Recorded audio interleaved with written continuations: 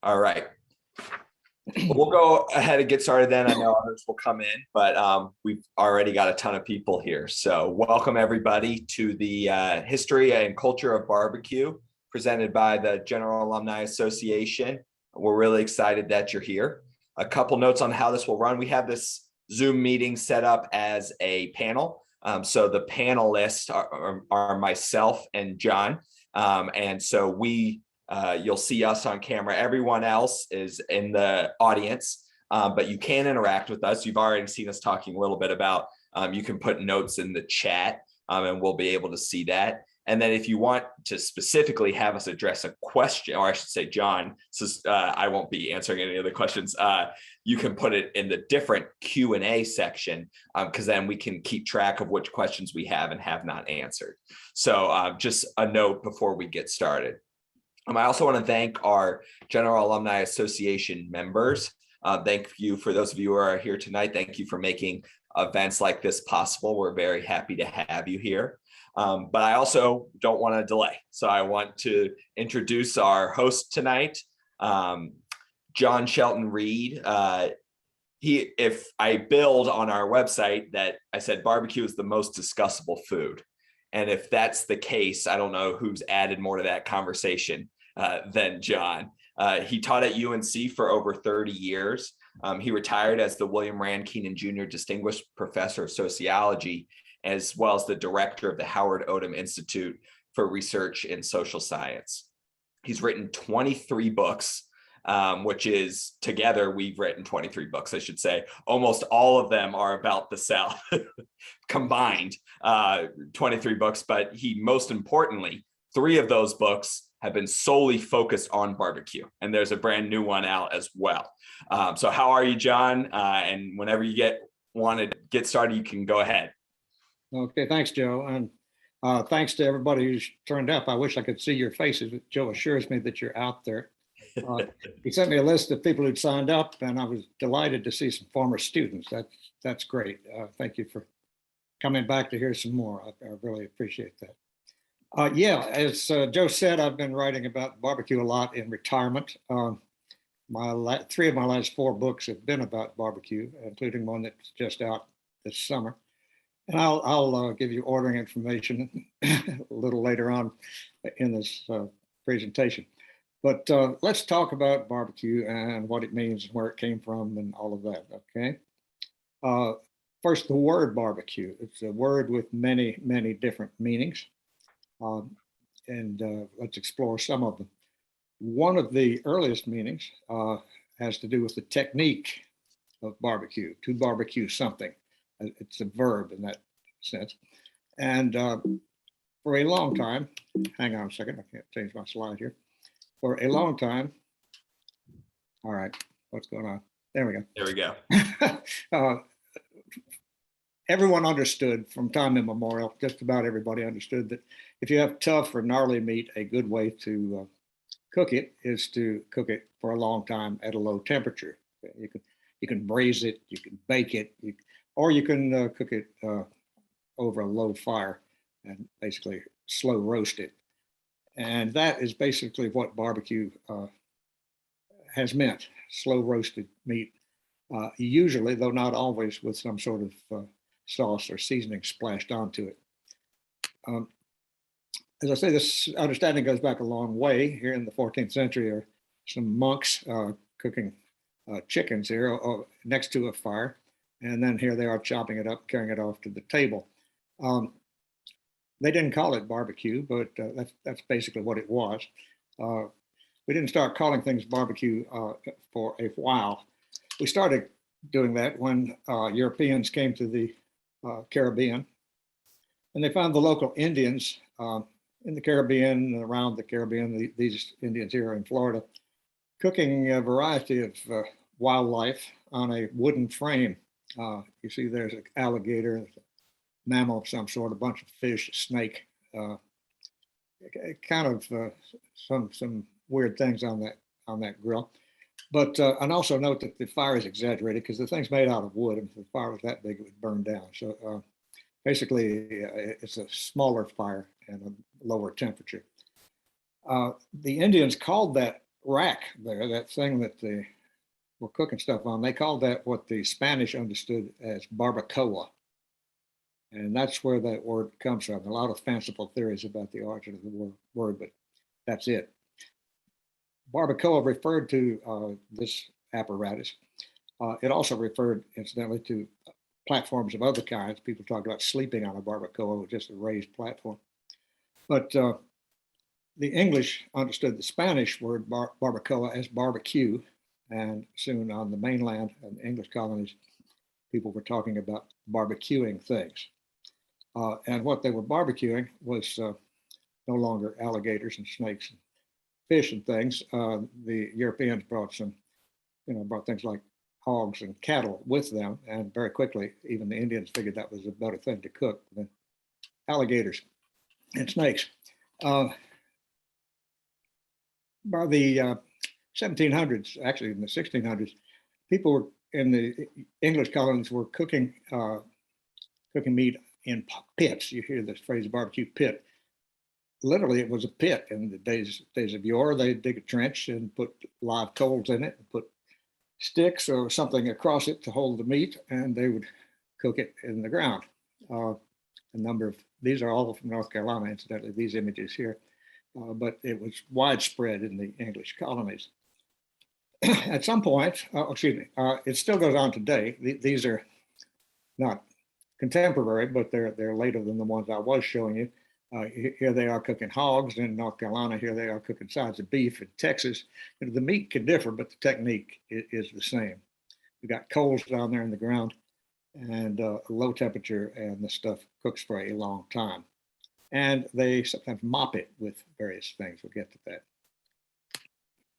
At some point, somebody realized that you didn't have to bend over all the time, and they built a pit that was raised.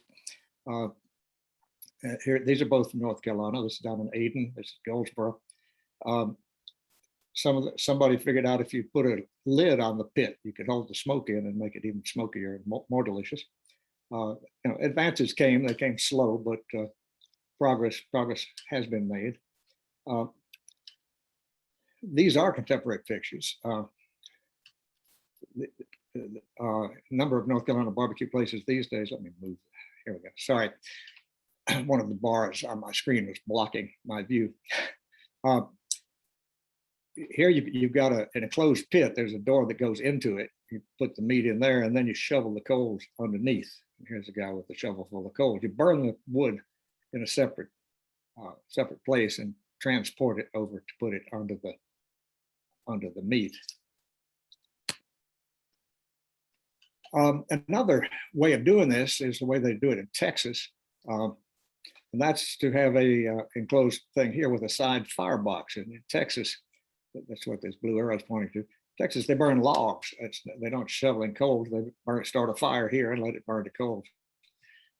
Excuse me, I didn't mean to go forward just yet. The logs burn here. The smoke goes into the chamber, swirls around here, and there's a chimney down at this end that comes out. Here's a portable version of the same thing. Again, the firebox, the smoke chamber, and the chimney at the far end.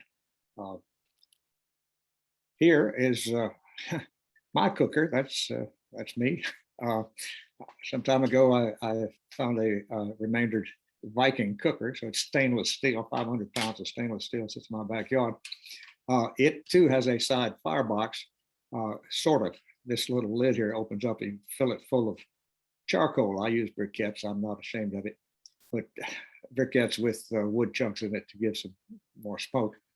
You fill this chamber with coals and it burns down here. As it burns, stuff goes down. So you can walk away and leave it for a while, which is a great advantage. You don't have to sit and tend it constantly.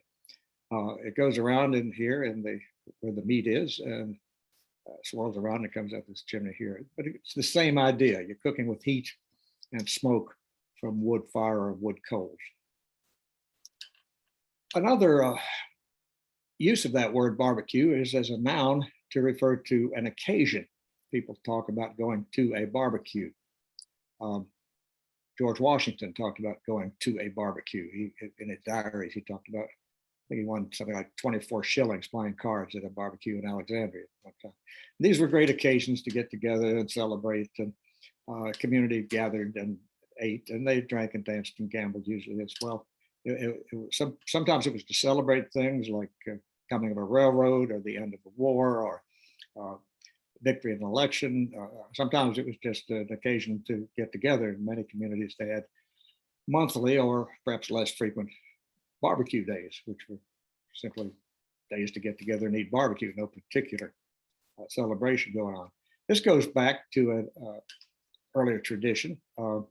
Again, they didn't call them barbecues, but they were doing it here in London on the frozen Thames River, one particularly severe winter. The river froze over, and here they are roasting an ox on the Thames River. You could get the picture there. As I say, they didn't call it a barbecue, but again, that's what they were doing. Things on a spit, but the coals are there.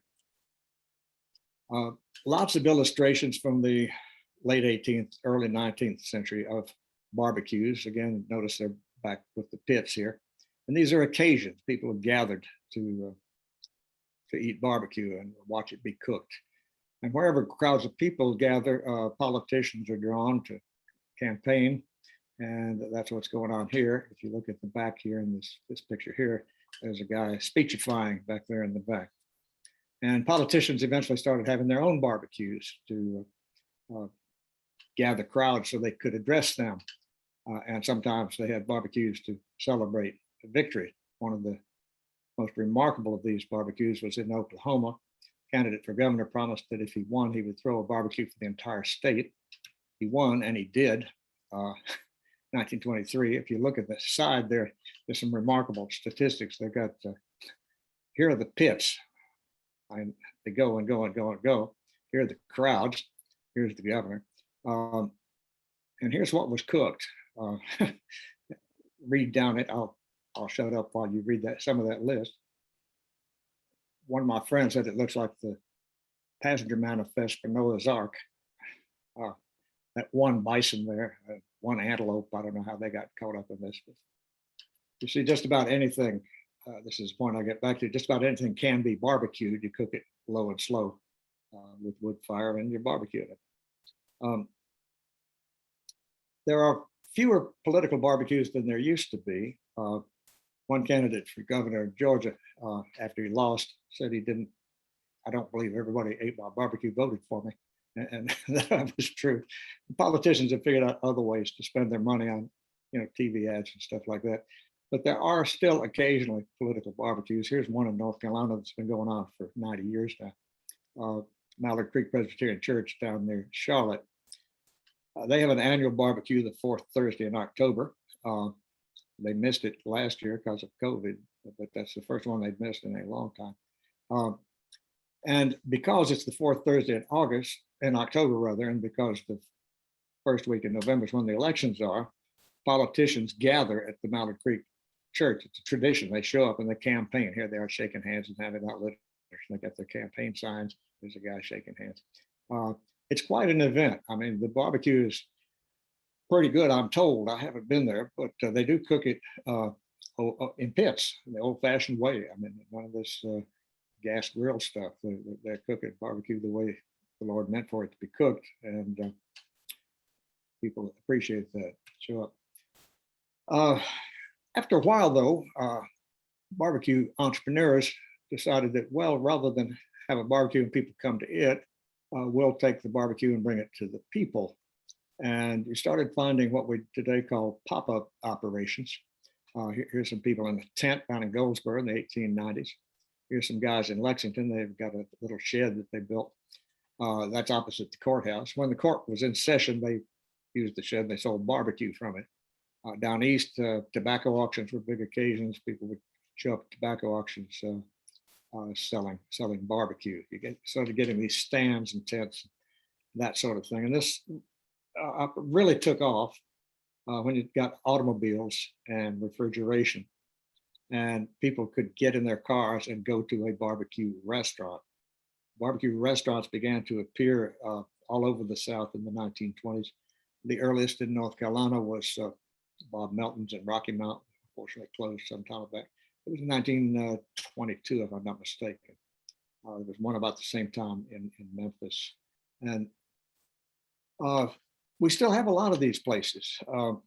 The golden age of the barbecue restaurant, the kind that you and I know and love, would have been the 1950s, and they've been closing distressing rate since then. I'll talk about that a bit more. But here are some of the classics that have been around for a while, and they're all worth looking at. Little Richard's in Winston-Salem has changed its name. It's now Real Q, but here it is. You see the smoke coming out here. That's a good sign. And behind it is an amazing stand of kudzu. Skylight Inn in Aden has this bizarre Capitol dome on top. Somebody called it the capital of barbecue, and Pete Jones, the owner, said, well, with the capital, let's build a dome. So he put it on his restaurant. Short Sugars in Reedsville is classic drive-in, 1950s drive-in architecture. It's great. Bees in Greenville is, most North Carolina restaurants aren't barbecue joints. They're restaurants. They're more for the kind of place where the after church crowd would not feel out of place. Bees, and I don't mean this disparagingly, Bees is a joint. You see they're cooking out back, incidentally. There's the smoke. You go in and the floor, but you're worried the floorboards are going to give way as you walk across it. But they've lasted, and that's one of North Carolina's great barbecue restaurants. Bees is. I go there a lot. If you go there, you better get there early though, because they kind of place they cook what they cook, and when they sell out, they close. The first time my wife and I went there, we got there about 12:30 and it was closed. So next time we got there about 11 o'clock and got some barbecue. I said the 50s was kind of the golden age. These are ads from Yellow Pages in the 50s, various places. Some of these are still around. Clyde Cooper's still around, although he's gone over to the dark side and is cooking gas now. But some of you will know Bridges Barbecue Lodge, still cooking down in Shelby. I think all the others are no longer with us. Bullock's is still over there. They also are not cooking with gas. But anyway, restaurants come and unfortunately restaurants go. We've had a lot of them though. Somebody asked the question, how many barbecue restaurants are there in North Carolina? Well, there used to be hundreds and hundreds. There are still today, by one count, 450, although many of these are cooking, most of these are cooking with no wood whatsoever. So by my reckoning, they're not actually selling barbecue, but they say they are. So we look for places that sell what they call barbecue. There are about 450, 500 of them in the state still, and there used to be far more. Okay, another use of this word is to refer to what you're eating. You can talk about getting a plate of barbecue or a barbecue sandwich. It's a noun, as in a plate of barbecue, and an adjective is a barbecue sandwich. It's what was cooked. It's the dish that's cooked, and they put it on a plate, and it's barbecue. Now, the technique I talked about, you can barbecue, as we saw in Oklahoma, just about anything, and people have barbecued just about anything. Here are the end results of some barbecue operations gathered from the web. Squirrels, rabbits, possums, raccoons, an alligator, and tofu. I have not personally barbecued any of these, but squirrel barbecues used to be a big deal. There was one in South Carolina with several thousand squirrels cooked back in 1910 or thereabouts. It was an occasion. North Carolinians are, as one of my friends says, hogmatic about what constitutes barbecue. These days, we say barbecue, we mean pork, typically. Some places like Bees sell chicken, but it's barbecued chicken. It's not chicken barbecue. Barbecue these days pretty much means pork in North Carolina, South Carolina too, although that may be changing. It did not always mean this, and until quite recently, in fact, barbecue places sold other meats, including even, as you see here, down in Gastonia in 1927, this ad, they're selling shoats, that is pigs, chicken, and mutton. Now, these days, mutton is pretty well barbecued only in Kentucky. There's a little micro region in Kentucky that I'll talk about in a minute, where they're still barbecuing mutton, but we used to do it here, and as late as the 20s. In fact, some accounts of community barbecues in the 30s and 40s have people cooking mutton. It's been a long time since I think mutton's been cooked in North Carolina, though. North Carolinians, as I say, have a preference for pork, and that goes back a long way. William Byrd, who was a Virginia aristocrat, the guy that surveyed the dividing line between North Carolina and Virginia, called North Carolinians a porcivorous people. He didn't think much of North Carolinians. I say he was a Virginia aristocrat. He said North Carolinians eat so much barbecue that they grunt when they talk. Anyway, here's a hog killing down in Johnston County, and sure enough, there's about as many hogs as people at that event, and there are far more hogs than people in the state of North Carolina. Count the ones walking around. Whole hog cooking was the way it was done. Barbecue for a long time was basically whole animals or perhaps sides of beef, the really large animal. Here's whole hog cooking. These are pictures from Eastern North Carolina, with or without the head, doesn't matter. I've got a friend who cooks whole hogs, and he says he leaves the heads on because it gives him somebody to talk to in the middle of the night. But don't eat much of that. It just looks kind of pretty. If you, some people think it looks pretty. Something happened in the western part of the state, in the Piedmont of the state, though, along about the time of the First World War. Up until then, people in the Piedmont, like everywhere else in the Carolinas, and for that matter, all over the South, were cooking whole animals. In Carolina, that meant whole hogs. But about a little more than 100 years ago, people in Salisbury and Lexington started cooking just pork shoulders. Here they are with a cinder block, slightly raised pit. Here's Wayne Monk at Lexington Barbecue in his enclosed pit, 2015. Lexington Barbecue is a great center of pork shoulder cooking. I'll talk about why that happened. I'll get to that, but note that that's the beginning of the difference between Eastern and Piedmont barbecue that so excites people these days. We'll get to that rivalry too. In North Carolina, still, I think people, when they say barbecue, they don't mean ribs. One guy said, we were talking to him, said, well, if you want ribs, you go to a rib place. You know, you go to a barbecue place, you're going for barbecue. However, in the deep South and Memphis and on up to Kansas City, pork ribs are barbecue. And in fact, in much of the deep South, pork ribs and pork shoulders, pretty much what barbecue is all about. Here's Dreamland in Tuscaloosa, a famous rib place. The guy that started Dreamland, his sauce came, he said the Lord gave him the sauce in a dream. And various people have tried to reverse engineer it, and I've got the recipe for one of these approximations in the cookbook I'm going to be peddling in a little while. But here he is. Dreamland has nothing but ribs and loaf bread. You sit down, you'll get a rack of ribs or two. They bring you a loaf of bread, sliced bread, which you can use as a napkin also. You know, wipe your mouth with it, because there are no napkins either. You get ribs and sliced bread. It's a great place. I love it. I mentioned mutton, and these days, as I said, mutton is now it's cooked in the part of, not all of Kentucky, just in part of Kentucky, up around Owensboro.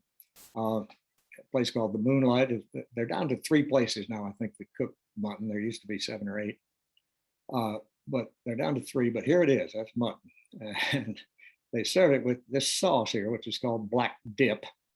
Here it is, sauce. Its primary ingredient is Worcestershire sauce. Now, mutton has a very strong taste, as you may know.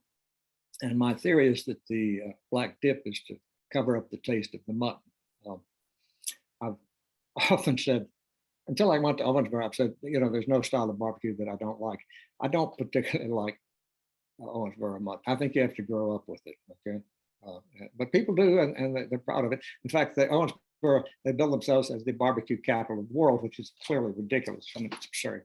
But if they wanted to say they're the mutton barbecue capital of the world, I don't think anybody would argue with it. Texas is another story. As I know we have some Texans listening. If they haven't tuned out at this point. Texas is, as I say, another story, and you get beef brisket. You start to get beef in Texas. A lot of cows in Texas. They do cook pork. They cook pork shoulder. People tend to say, "Oh, it's all beef." It's not. They cook a lot of things. They cook sausage. They cook ribs. They cook brisket. They cook goats. Basically, if it stands still long enough, Texas will barbecue it. But the classic Texas, Central Texas barbecue from the hill country and the area around there is brisket and sausage and ribs. And we'll talk about why that is in a minute.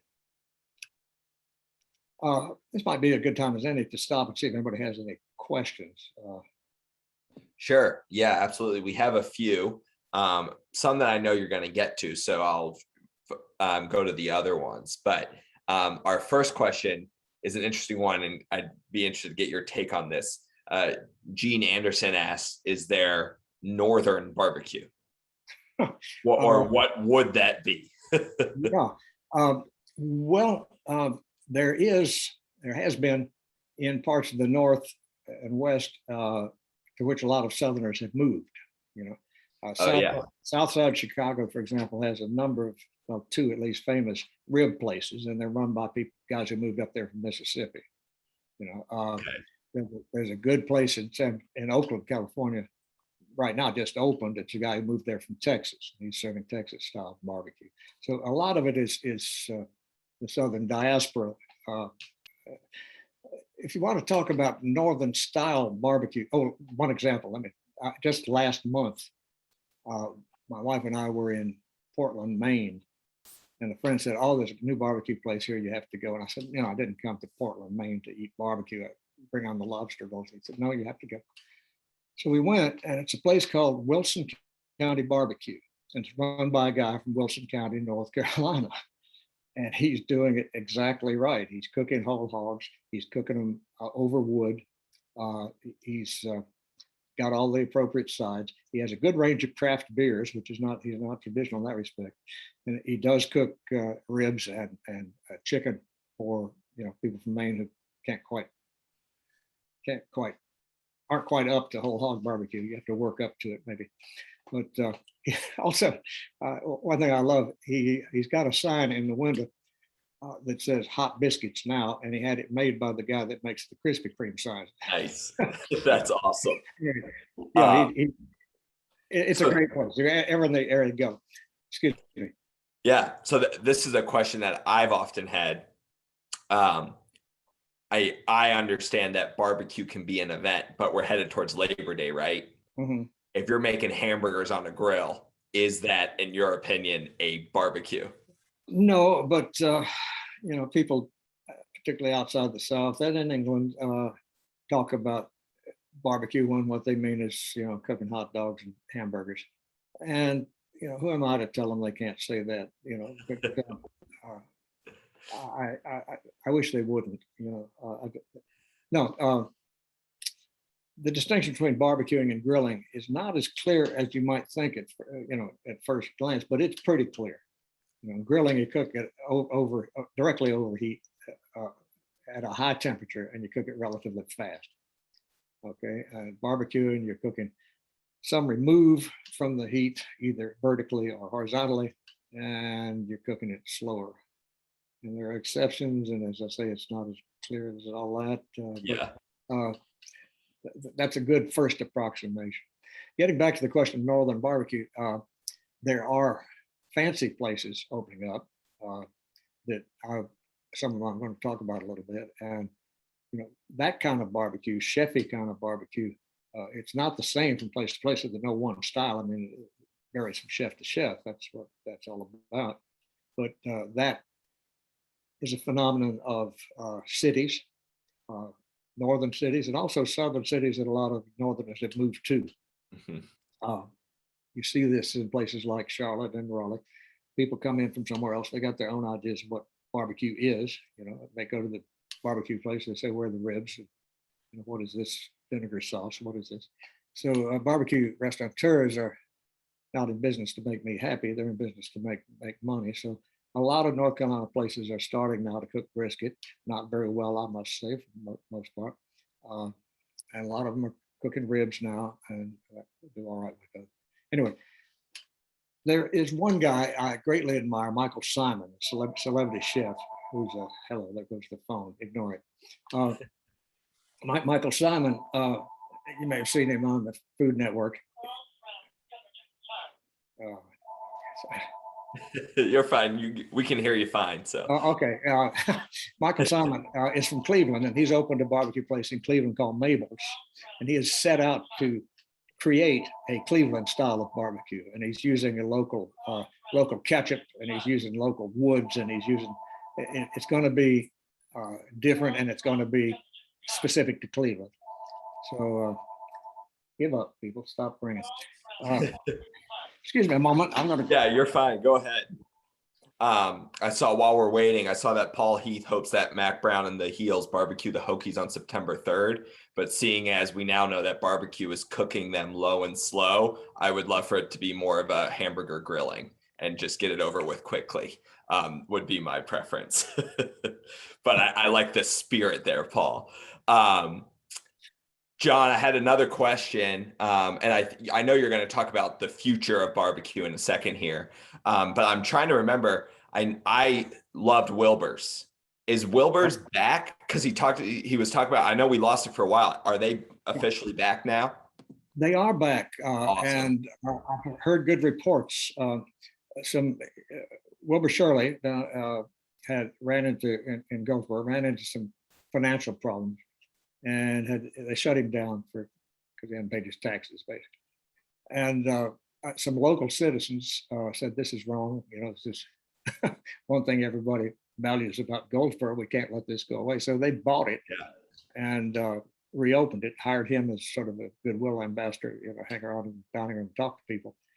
He died not long after that, but the place was up. He got to see the place come back, and it is up and running now. And I say I've heard good reports about it. I want to check it out sometime. So just maybe one more question, because then I think there's some other stuff that we're going to talk about, I know. Yeah. And I just lost here.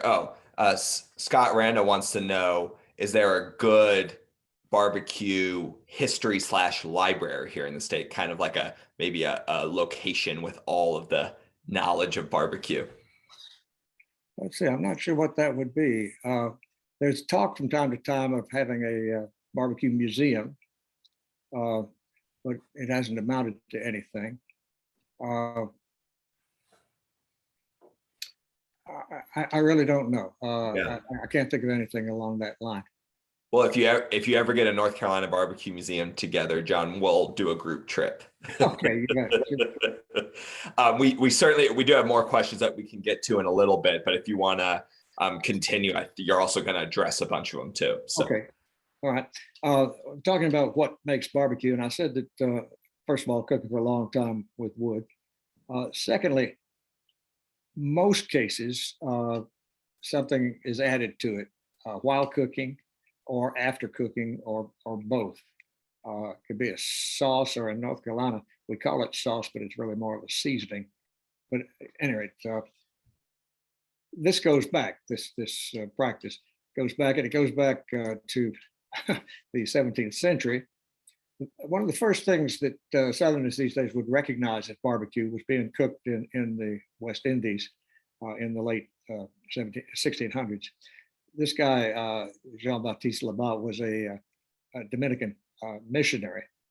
And he reported going to this feast where the Indians were cooking hogs, which they now had, thanks to the Europeans, cooking hogs on these raised platforms, they're barbacoas, and they were mopping them and serving them with a mixture of lime juice, salt, and peppers. Now you stop and think about that for a minute. There's sour with the lime juice, and there's hot with the peppers, and there's salt. That basically became the universal barbecue sauce for much of the 18th, 19th, and part of the 20th century. That's what people were doing everywhere, not just in Eastern North Carolina where they still do it, but everywhere, even Texas. Lime juice, hard to get. Lemons a little easier. Sometimes people use lemons, but what everybody has sort of the same effect as vinegar. So vinegar, red pepper, salt. And you're looking at what Wilbur puts on his whole hog barbecue. And that's Eastern North Carolina sauce. And sometimes there's a pinch of this, and then, a smidgen of that, soup sauce, something else. It's more for mystique, I think, than for taste. I mean, the basic taste is vinegar and heat, sour and heat and salt. And what more do you need is the view in Goldsboro. As I said, this was done almost everywhere. Here's from a Kentucky cookbook from 1839. Mrs. Lettice Bryan is talking about how to cook a shote. It is a young hog. And she says, do not barbecue it hastily. Let it cook slowly for several hours. Baste it with nothing but a little salt, water, and pepper. And then at the end, she adds lemon juice. So you're getting in a slightly different order, but it's all there. The lemon juice, the pepper, and the salt. And incidentally, notice she says accompany it with slaw or cucumbers. This marriage between slaw and barbecue goes way back, and not just in North Carolina. People have realized that slaw is the ideal accompaniment for barbecue. Incidentally, here's a picture of a hog. I don't know why I put that in, but that's what we're cooking here. There are plenty of descriptions of antebellum barbecues, and in most of these in the South, the cooking was being done by enslaved African Americans. And here are a couple of people's recollections of that. A couple of former slaves reported at length on barbecue and what went on, and they describe it very much as you've seen it. They got dig a pit, cook the animals, mop it with this sauce. South Carolina, Mississippi, doesn't matter, it's the same sauce. Here's a lady writing about her recollections of growing up in Antebellum, Tennessee. She talks about how her daddy did it. It's the same thing. And I could multiply examples. This was barbecue in most of America in the 19th and early 20th century. And you still find outposts that do it this way. I've mentioned East Carolina and the adjoining PD section of South Carolina. They never changed. They didn't get the memo that this was old fashioned, or they got it and didn't care. But that's what they're doing there. You find it in other places, isolated outposts that somehow just never made the change.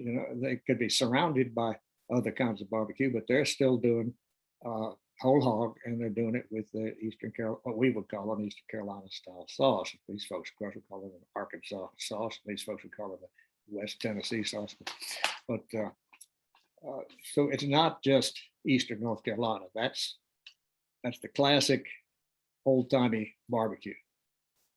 Things, and incidentally, here's the sauce. This is Wilbur's sauce, bunch of Wilbur. It's red, right? Here's a place, Scott's Variety Store in Hemingway, South Carolina, down in the PD region. They mop it with a mop. They got the hog line out here. They get this mop and stick it in this bucket and slide it on the hog. Both of these, you'll notice, are kind of red. That's not tomato. That's cayenne pepper, every bit of it. And the mop at Scott's Variety Store is the hottest I've ever run into. I made the mistake first time I went there of asking for extra sauce, and I regretted it. It's plenty the way they do it. Plenty and then some, perhaps. Anyway, a lot of heat there. Where am I? Anyway, there are now many different kinds of sauce, though. Things have evolved from there. Not everybody's stuck with this. East Carolina did, isolated places elsewhere did, but people started doing other kinds of things. And one of my friends called the Carolinas the Balkans of barbecue, because there are at least 4 distinct sauce types in North and South Carolina. This is the Eastern style sauce. This is the Piedmont sauce that we'll talk about in a minute. It has a lot of tomato in it. This and this are basically a deep South kind of sauce. It's thick, sweet, basically ketchup with stuff in it. What you get at the grocery store when you buy something that's labeled barbecue sauce, usually something like this. And this yellow thing here, I'll talk about in a minute. That goes from Columbia down to Charleston, and that's a mustard sauce that is unique to South Carolina. A fateful development was when Mr. Hines introduced his tomato ketchup at the Centennial Exposition in Philadelphia in 1876. Incidentally, that was people liked his ketchup. It caught on. It spread everywhere. That was the same time and place where kudzu was introduced to the United States. So it spread everywhere too. I'll let it go at that.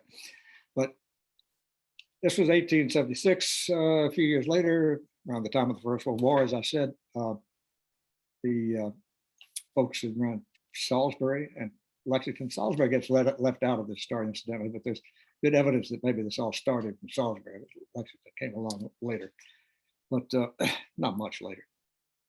They started messing with the classic mother sauce, the Eastern sauce, and put a little bit of ketchup in it, and that made it sweeter and redder and gave it a little more, excuse the word, umami. But it's still a vinegar-based sauce. People talk about what Piedmont sauce.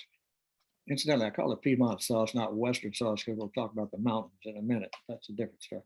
But people talk about this Piedmont sauce as being tomato-based. It's not tomato-based. It has tomato in it, but it's vinegar-based. And my friend Jim Outmoody down in Georgia says North Carolina should put on its license plates the vinegar state, because wherever you are, you've got vinegar. The question is whether it's got any tomato in it or not. And the two are much more like each other than either one is like what you get in Asheville or Memphis or Kansas City. How did this happen? Why did this happen? Well, my late wife was a Cracker Jack genealogist, and we know who started messing with the classic barbecue out in Lexington environs. 5 people in particular get named. We know who they are. And my wife tracked down their ancestry, and every single one, well, 4 of the 5 for sure, and 1 probably, turned out to be of German descent. These German ancestors came in the 1700s often, came to Pennsylvania and moved down the valley or something like that. But Blackwelder was Schwarzwälder, and Ridenauer was Ridenauer, and Stamey was Stamey, and Schweisgood was Schweisgood. Sid Weaver, she couldn't track him down, but a lot of North Carolina Weavers started out as Weber. And so Germans, what does this mean? Well, first of all, they're concentrated within North Carolina. Here's where you find Lutherans in North Carolina. That's pretty much where you find tomato in your barbecue sauce too. The Germans, this sweet and sour taste that you find with the ketchup added to it makes it sweeter. And pork shoulder, that's almost a dish that I ate one time in Bavaria. It didn't have the heat, it didn't have the peppers, but it was a kind of a porkish version of sauerbraten. You know, it's but add a little, I don't know, a little Texas Pete, and it would be very much like what you're getting in Lexington. And these people, first of all, they've been here 200 years, but they hung on to their religion. They're still Lutheran, and they hung on to some of the cooking practices, what they cooked at home. They're still cooking pork shoulder with vinegar and stuff. And what they did was take this community barbecue tradition that existed out there as well as in the East, move it indoors or to stands and restaurants, and just start cooking parts of the beast, the pork shoulder. Why did they do that? Well, first of all, it's what Germans do. Second, many people in the Piedmont will argue that it's the best part of the hog, so why cook anything else? We can discuss that. But also, if you're running a business, you have less left over at the end of the day. You know, you can if you're cooking a whole hog, what you don't sell is pretty much waste. But in Lexington, there was a grocery store right next to that stand I showed you, run by a couple of German guys selling pork shoulders, and you could just run over and get something. You had to cook them for a while, but you could kind of stock up as you went along. Easier to do with shoulders than with whole hog. John, before you go forward, because I think I know what you're about to get to, but I think Richard Dyer put it very well in the chat to my mind. Why in the world did South Carolina add mustard? Well, not just why, but it just why would they do that? So I know you're about to get to that, but I thought Richard put it particularly well. Yes, he did. He did. It's a good question. And once again, it's Germans. These are places in South Carolina that are selling mustard sauce pork, and here they are putting it on the beef. I mean, it's an ugly sight, but there it is. And they're all German names: Heit, Sweatman, Shealy, Bessinger. Those are all German names. And mustard, Germans and mustard go way back. It's I think it's a takeoff on what people were doing at home, putting mustard on meat of various kinds. And actually, I was unkind about this. I've had some very good mustard South Carolina barbecue. I have. I wouldn't care for it as a regular thing, but it's a nice special occasion. I mentioned Owensboro, Kentucky, where they're doing that mutton. Germans again. That mutton tradition persists. There are a lot of German Catholics up in that area, and Catholic parish barbecues are a great occasion for cooking mutton. And the tip-off is that a lot of the old timers like to eat their mutton barbecue with rye bread. You know, that kind of tells you something. Meanwhile, in Texas, in the Hill Country, you had a bunch of Germans and Czechs also, who were running meat markets, butcher shops. And just as they did back in Germany and Czechoslovakia, at the end of the day, they took what they didn't sell and they smoked it and sold it smoked. And at some point, Black migrant workers from the Deep South showed up working the fields around there and went to these butcher shops and started eating this smoked meat and said, "This is barbecue." And the Texas Germans, being practical men who happy to sell to customers of any sort, said, "Yeah, it's barbecue." Sure enough, it wasn't barbecue before, but now you say it is, it is. So classic Texas barbecue did not start off as barbecue. It got labeled barbecue rather late in the game. All right, so here's where you find Germans in the South these days. And you'll see, here we are in Piedmont, North Carolina, and here we are in this corridor down from Columbia to Charleston. Here we are up around Owensboro. Here we are in the Texas Hill Country. I don't know what's happening in Northwest Arkansas, don't ask. Did they have barbecue out there? I don't know. Anyway. We did have one question actually, John, from Kristen and Chris. They're natives of Guilford County, but now they've lived in New Hanover County for a long time. And I see the Wilmington area has some, is like the darker orange. So is there a Wilmington? Did Wilmington get any of this with their Germans? Not that I know of. Not that I know of. I think Wilmington is kind of, the whole coastal North Carolina is kind of on the edge of the Eastern Carolina heartland. But I think if you have barbecue places there, they're likely doing it Eastern style. One interesting exception, there's a place on Ocracoke. I can't remember the name of it right now. I mean, the interesting thing about them is what they cook with. There are lots of wild fig trees on Ocracoke, so they cook with fig wood. And I've not eaten it, so I don't know if it affects the taste, but I like it that they're using the local stuff. Yeah, I can't actually see Wilmington on my screen because your picture's in front of it, but I'll take your word for it that they're a German thing. Yeah, it's there. You kind of go from, like you said, the Piedmont, and then there is a break when you're going through like Richmond County and what have you, but then you get back to the coast there and there's more Germans. Well, you'll notice there's another territory here where there are not many Germans, up to Memphis and West Tennessee. This is the Deep South. Of course, this is the Cotton South. This is Dixie. And the major ethnic influence there, of course, are African Americans. This is where you find rural African Americans in the South, and for that matter, in the United States. There aren't many rural ones outside the South. And barbecue for them became something rather different. They're the ones that gave us this sweet red thick sauce.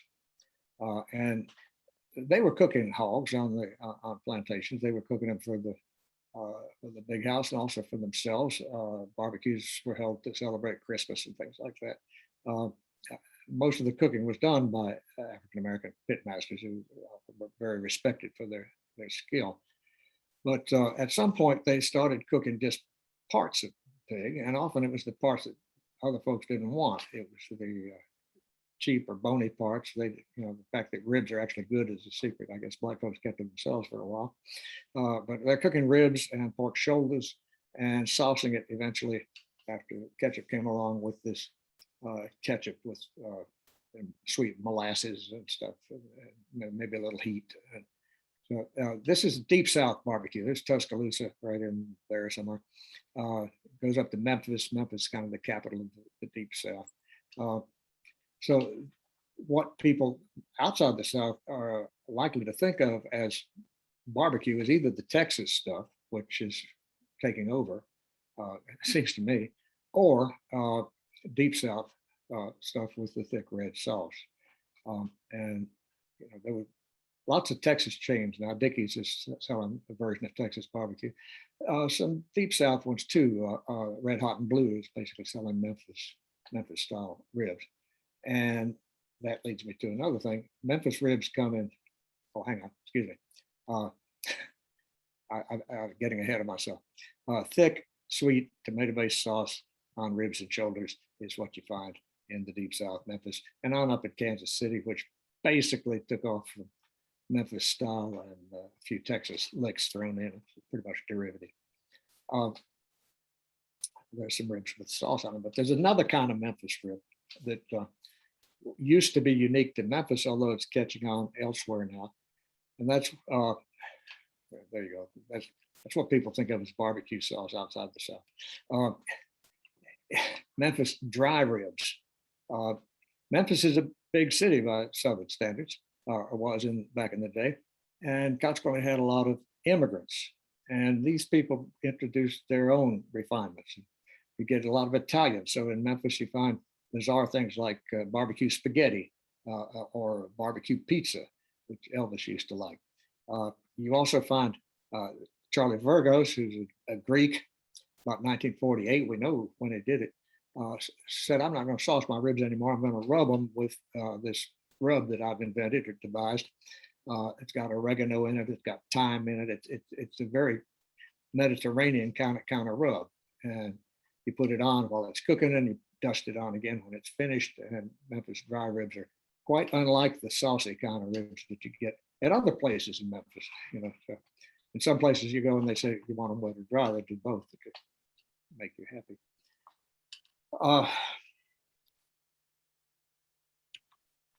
A micro region. I talked about the micro region in Kentucky. There's another micro region that's getting a lot of attention these days, and that's in North Alabama around Decatur, where they do something called white sauce.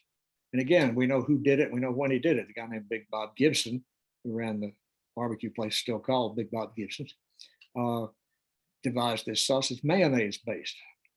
Mayonnaise, and he started putting it on his chicken. In fact, not exactly putting it on him. He'd cook the chicken and he'd dunk them in a big vat of this sauce and serve them up. And people in North Alabama like it. So other places started doing the same thing. And lately, they've started putting it on things other than chicken, but let's not get carried away here. I've had the chicken, I like it. But it is still a North Alabama thing. And one of the things I like about barbecue, you may be gathering, is that it varies from place to place. I really like the local nature of it.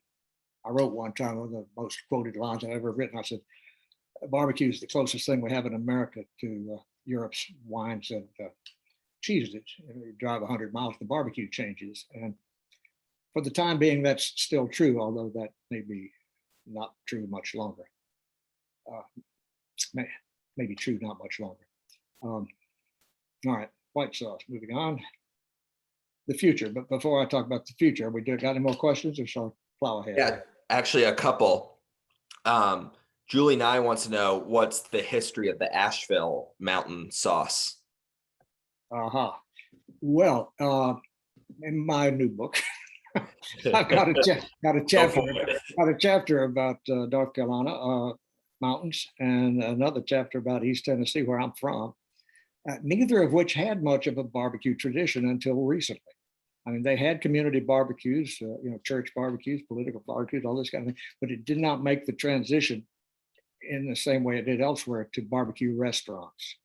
So when I was growing up, there were places called barbecue, but they sold everything but barbecue. So chicken, roast turkey. It's just because somebody's barbecue. Yeah, they had something they called barbecue, but probably wasn't wood cooked, and mostly they were excuses to run a beer joint. So Asheville, kind of the same. Now it's a hotbed, and they're devising their own tradition up there. And soon North Carolina may have 3 mutually scornful barbecue regions. But people in Asheville are very much into innovation and creativity and doing things new ways. That has not been the case with barbecue elsewhere in this state. Yeah. Innovation's been viewed with suspicion, and creativity is not even desirable. You do what you've done, and because it's good enough for your grandparents, good enough for you. And I kind of share this view, but people in Nashville don't. And also, they're from all over. And once again, like people coming in, bringing their own notions of what should be barbecued and what you should put on it and how you do it. It's a sort of bubbling, frothy scene up in the mountains right now. Yeah, very cool. We had a question from Michael Martine about are there particular breeds of pigs that make good barbecue? And what's the area near Chapel Hill where you could buy shoulders or Boston butts? Where would you get them? Okay, it's a good question. Somebody wrote once that it's very hard to think of a food tradition that pays so little attention to what it begins with. I've had barbecue guys tell me that they really want the corn-fed hogs, not the pasture-raised ones eating acorns and stuff like that, because it's a predictable product, and it's also, they also say it tastes sweeter. It'll give you a whole rationale for buying their meat from a packing company rather than a family farm. It also is certainly true that they're cheaper. I tend to cook pasture-raised pork, but I do it for humane reasons. I see what goes on in factory farming hogs, and I don't really want any part of it if I can help it. On the other hand, I saw pork Boston butt at Food Line the other day for marked down to something like 99 cents a pound, and if you're paying $4 a pound at Whole Foods or $5 at the farmer's market, you think twice. A friend of mine runs a restaurant in Asheville, and he says he'll cook that kind of hog, pasture raised, for when he's catering weddings or things like that, if people want it and are willing to pay for it. But he says he can't do it in his restaurant; he just can't afford it. And I can sympathize with that. Now, I have cooked side by one day. I got a Swift Boston butt from Food Line, and I got one from Whole Foods. They told me which farm in Saxapahaw, not Saxapahaw, what was it? Up north in North Carolina, on the other side of Hillsborough. They told me where it came from, and the name of the farm. They didn't tell me the name of the hog, but it probably could. And it did cost 3 times as much. And I cooked them both, and I think after 8 hours, the differences were minimal. I like to think I could tell the difference, but I wouldn't swear to it. So if you're going to do it, I think the principal reason to do it is for humane reasons. But the question, where do you get it? You can get pasture-raised pork. You can get it at the farmers markets. You can get it at Whole Foods, fresh market. I don't know, but probably high-end vendors will have it for you. Great. We had a question of why did Kansas City barbecue sauce, and why do we think of Kansas City or Memphis as more of a barbecue, nationally maybe more of a barbecue capital when North Carolina was doing it? And I did appreciate you pointing out, and this is where I'll get a little opinionated here, that Eastern style is not only the best in my opinion, but also the original. But the question is, why did Kansas City and Memphis kind of become the places known for barbecue, maybe more than North Carolina nationally? Right. Well, Kansas City is Johnny come lately. I mean, they really didn't have much barbecue there till the first decade or two of the 20th century. Um, and some guy whose name I can't remember right now, but I can look up, moved there from Memphis and started cooking Memphis style barbecue. And because Kansas City is a meat packing town, that kind of thing, they started cooking brisket as well. These days, basically, Kansas City will cook chickens, ribs, pork shoulder, brisket. And they've had a great PR thing going for them. The Kansas City Barbecue Society was started. It sanctions all of the competitions, nearly all, excuse me. There's some sort of bootleg competitions in Memphis and May, people do so. But most of the competition barbecue in the country now cooks to standards that are set by the Kansas City Barbecue Society. Okay. And they, in principle, you could win with the South Carolina mustard sauce, but it's never happened, and I'm not going to hold my breath. In principle, you could do like Texans and have no sauce at all, but in principle, but it hasn't happened. It's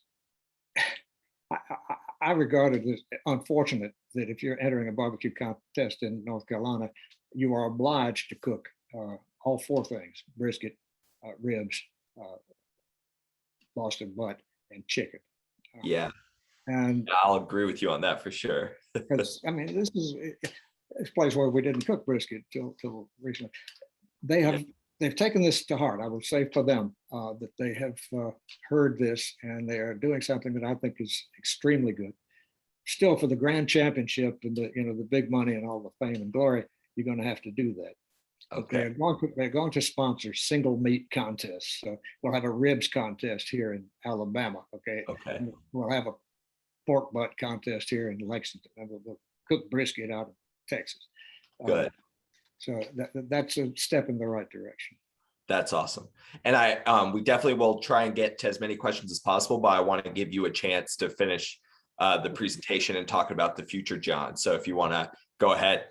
Yeah, I'll go through it briskly, but the Kansas City model is not just the dominant one in competitions. It's also the model increasingly in new barbecue restaurants that are opening in places that don't have a particular tradition of their own, or even in places that do have a tradition of their own, and they're horning in on it. I call this, here are a bunch of chain restaurants, especially chain restaurants are likely to be cooking many different meats, many different sauces, pick your meat, pick your sauce, customer's always right. A few have regional references. Dickey's, I said, it's Texas. This is Memphis barbecue, more or less. Most of these, however, hew to what I call the International House of Barbecue model, which is the same everywhere. And it is the same. It's got a lot of different choices. So the whole logic of mass marketing is to produce the same product, sell it everywhere, and attract as many customers as you can by offering different options. That I think is going to be a large part of the future. If the camera's shaking, it's because my cat just jumped on the table. This is kind of homebrew television here.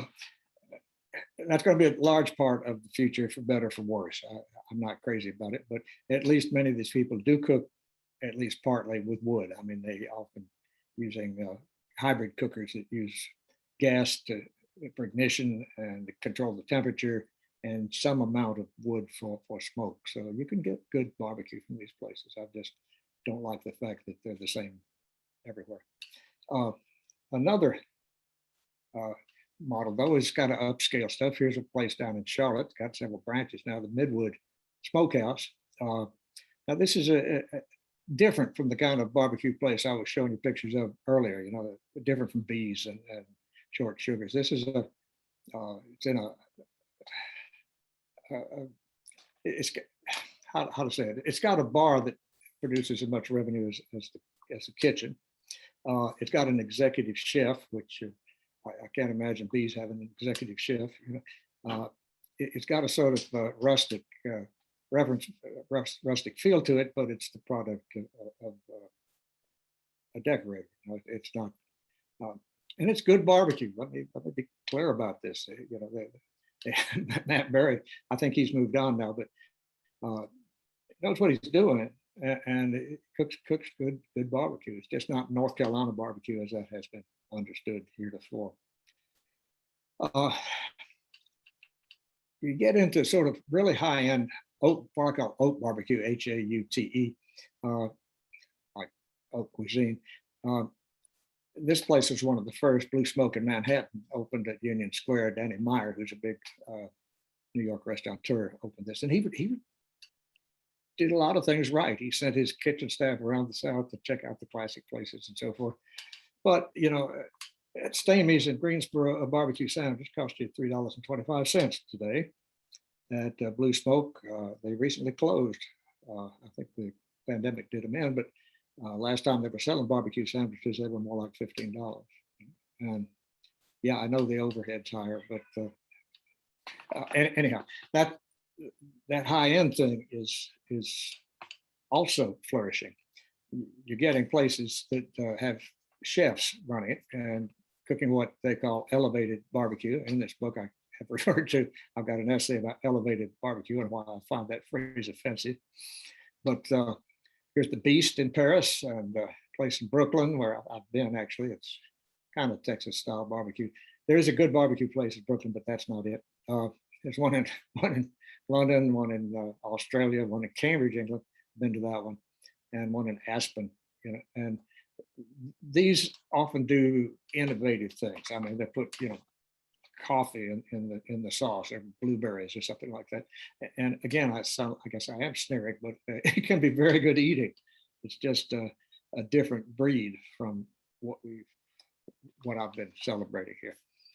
Okay. Some of these places, some of these high-end places have an interesting approach, though. And what they do is take a local style, a real local style, and try to perfect it. This is a guy named Aaron Franklin down in Austin. He's a barbecue geek. I mean, he studied, he experimented with different kinds of cookers, different ways of preparing it. My wife and children sent me to brisket camp at Texas A&M a couple of years ago, and he was one of the teachers. I now have the same knives that Aaron Franklin uses. But that's where the similarity ends, I'm afraid. But he's written this book. It's a bestseller.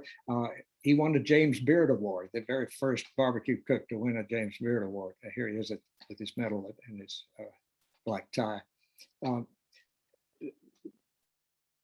What he's doing is, I think, completely admirable. I mean, brisket doesn't get any better than the brisket he cooks. And it's you get really good brisket at places that are less maniacal about how they do it, but I applaud what he's up to.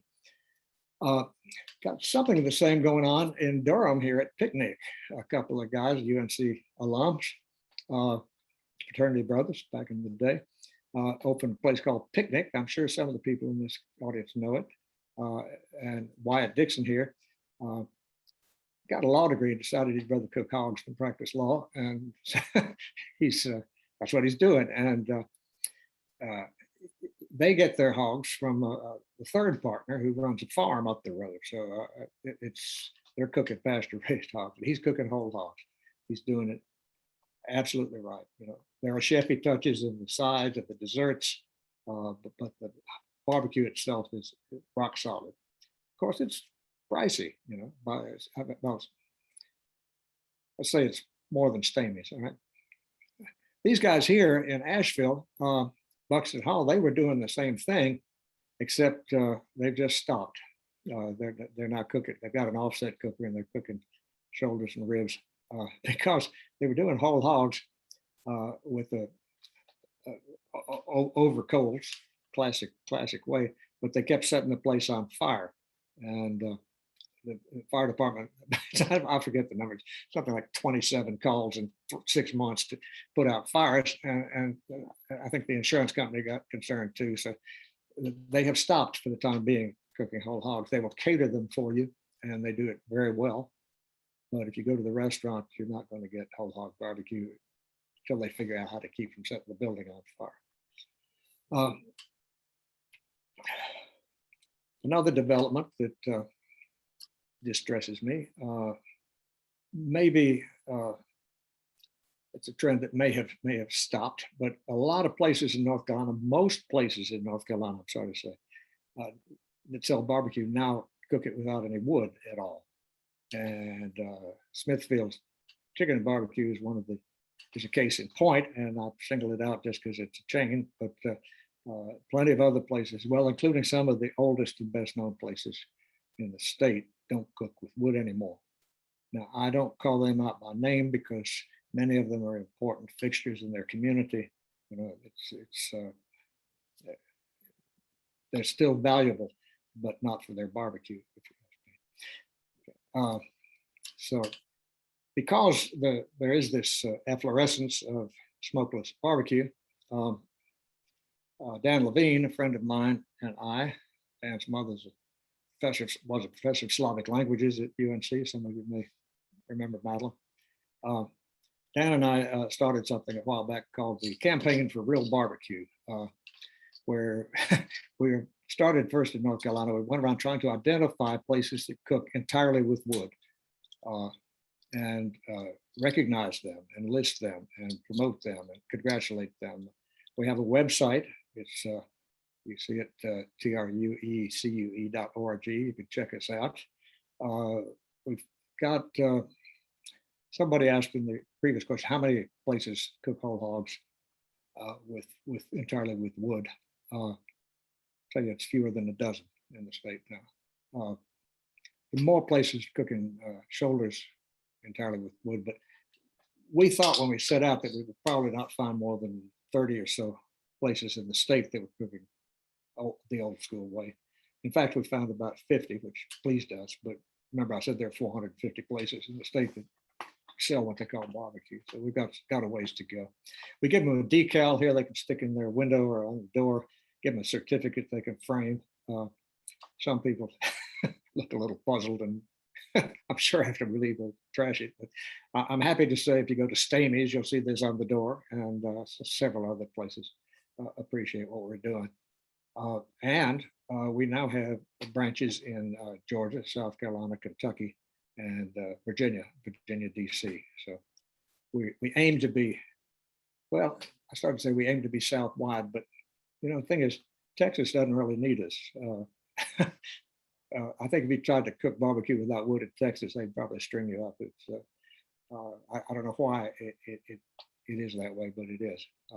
God bless Texas, say I. Okay, now I said a word from our sponsors. The book I keep mentioning is this one here.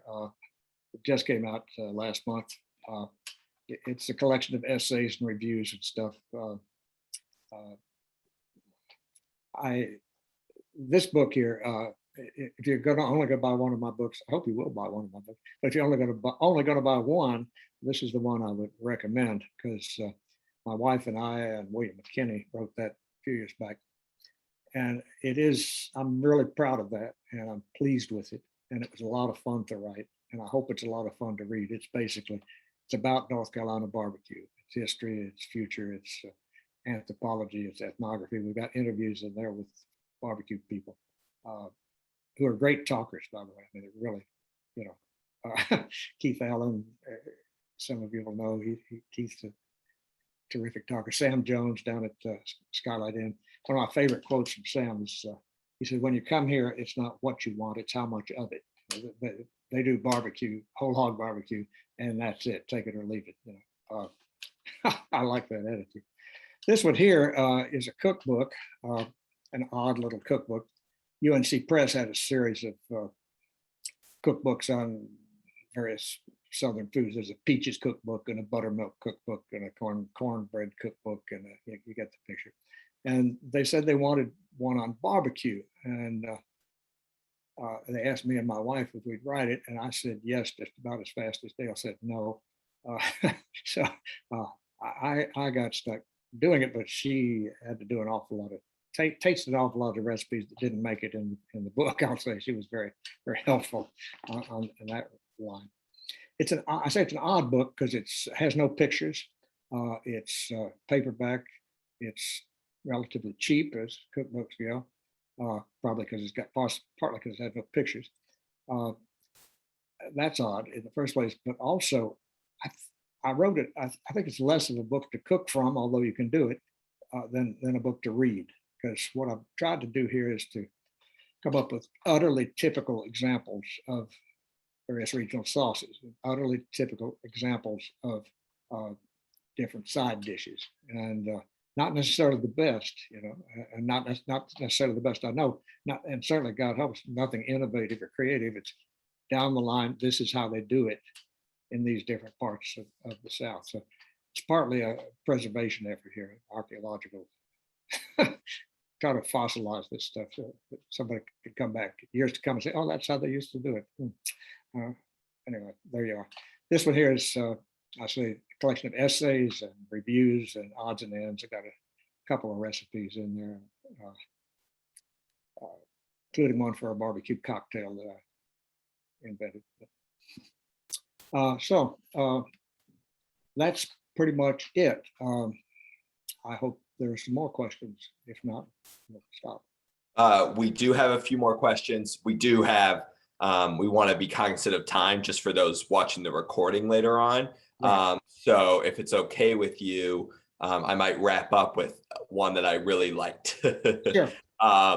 If you were on death row and offered a last meal that had to be barbecue, as though it would be anything else, what exactly would you order for the entree? And we had a lot of questions. This is part of that question too. What sides, bread, and drink would you get? And if you want to talk a little bit about the role of sides in barbecue. Okay. All right. Well, you may have gathered, if you haven't, I'll tell you, I'm a traditionalist, and so in the eternal war between Eastern and Piedmont styles, people always ask my wife and me which side we always say, well, whichever one's nearer. If they wouldn't let us get away with that, she actually came down in favor of Piedmont because I like to say it's because her people are German, but she really likes outside brown, the crunchy part, the smoky part. You get more of that with shoulder. I like whole hog barbecue, and I admire the skill it takes to cook it. It's part of our history. It's part of our heritage. The same thing George Washington was eating. So I like that, and I would probably go with that whole hog Eastern style barbecue. My last meal, Yeah. My last meal. Up until then, I'd happily eat all kinds of stuff, and have to have slaw. Have to have slaw with it. That's just a given. Wilbur Shirley said once he wouldn't sell anybody barbecue without slaw. And you need some kind of cornbread. Mm-hmm. It doesn't have to be hush puppies. Hush puppies are actually pretty late introduction. It used to be just fish camps, but Warner Stamey apparently introduced hush puppies to the barbecue world. But at Skylight Inn, they serve corn pone, old-timey corn pone, nothing but salt, cornmeal, water, and lard. And that's the trick, Parker's has great breadsticks. Some kind of cornmeal's got to be there. And beyond that, I have to have sweet tea. Beer goes great with Texas barbecue, but I don't really think beer goes all that well with sweet and sour with vinegar. So sweet tea and dessert. It comes down to peach cobbler or banana pudding, and I believe I'd go with peach cobbler, but I wouldn't feel bad if you made me eat banana pudding instead. Well, John, if it comes down to me and you do end up on death row, I'll make sure you get both. I appreciate that. Thanks, John. Thanks a lot. Well, thank you so much, John. And I've learned two things. Well, I've learned a lot, but I've learned two things for sure. We're going to have to do this again because we have so many questions and so much that we still didn't get to. And I will never again make the fatal flaw of doing this before eating dinner. Okay. But you've kept an audience wrapped through all this, a big audience too. So let me say, I've got a website. If they want to Google my name, they'll turn it up. And I've got my email address on there. If somebody has a question that they really want answered, email me. Yeah. Yeah. Well, and I'm not sure if you saw it in the chat, but you had a lot of former students thanking and talking about a lot more about what you've written than just barbecue. So it's been awesome having you, and we'll definitely have you back. But yeah, I would agree. I was on your website as we were looking this up. So if you have questions for John, look him up there. So any other last words, John? No, sir. Thanks a lot. Okay. Awesome. Well, thank you, everybody. Thanks again for being here. Look out for another iteration of this, I would say, before too long, and some of the other events that we're doing. This was recorded. We will send it out for those of you who would like to watch it again, and for those of you who may not have gotten a chance to. So thank you, everybody. Have a great night. Go Heels.